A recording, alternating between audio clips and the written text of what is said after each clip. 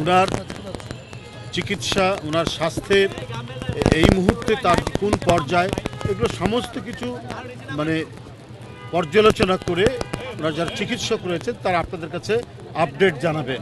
আমি যতটুকু দেখে এসেছি, আমি তো আর চিকিৎসক নই, আমি দেখতে এসেছি ওই যে যেমন বলেছি অন্যান্য যেমন আসছেন এমনি প্রাণীর আকুলতা নিয়ে যে এক ঝলক দেখব, কিন্তু আমি আগেই বলেছি যে তাকে মানে সামনাসামনি কথা বলার সেই পরিস্থিতিটা নেই।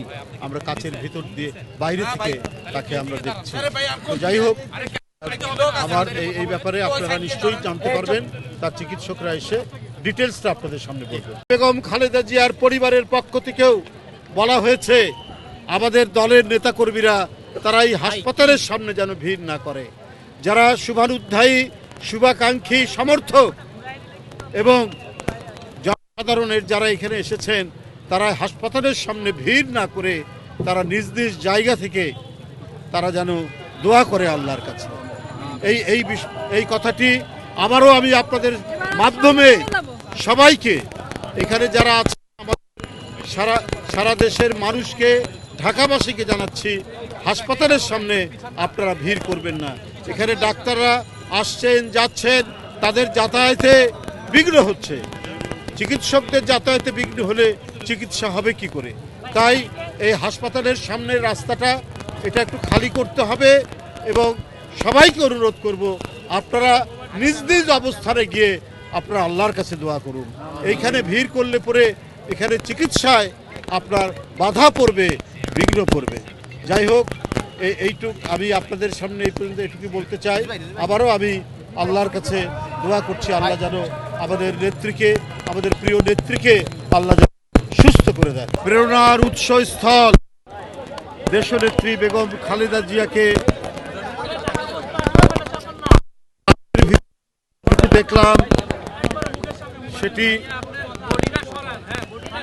আপনাদের সামনে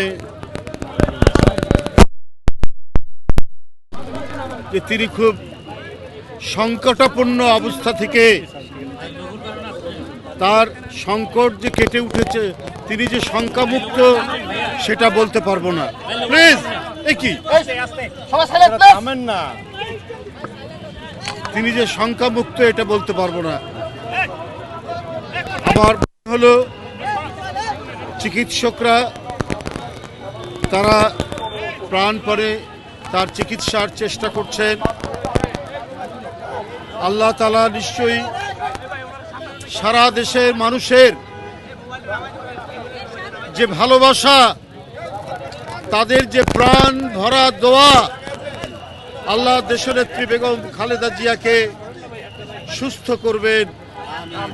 তিনি আবারও আমাদের মাঝে ফিরে আসবেন। তিনি এদেশের গণতন্ত্রের নিরাপত্তা, এদেশের রাষ্ট্রের নিরাপত্তা, এদেশের সার্বভৌমত্বের নিরাপত্তা, তিনি এদেশের স্বাধীনতার নিরাপত্তা। বন্ধুরা আমার, গোটা জাতি দেশনেত্রী বেগম খালেদা জিয়াকে তাদের সকল নিরাপত্তার অভিভাবক মনে করে। তাই সারা জাতি আজকে উৎসুক,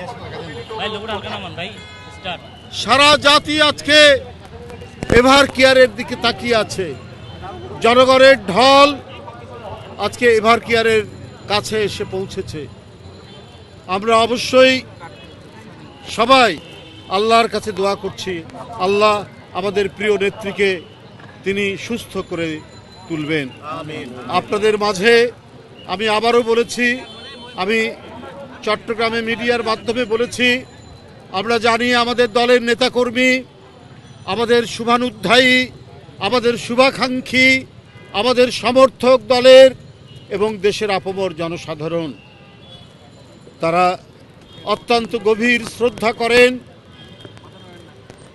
তারা দেশনেত্রীর জন্য যে আকুলতা প্রকাশ করছেন সেটি নিঃসন্দেহে ভাষায় প্রকাশ করা যাবে না, কিন্তু এই আকুলতা প্রকাশ করতে গিয়ে এখানে দেশনেত্রীর চিকিৎসা এবং এই হাসপাতালে আরও অন্যান্য রোগী যারা আছেন তাদের চিকিৎসায় বিঘ্ন হচ্ছে।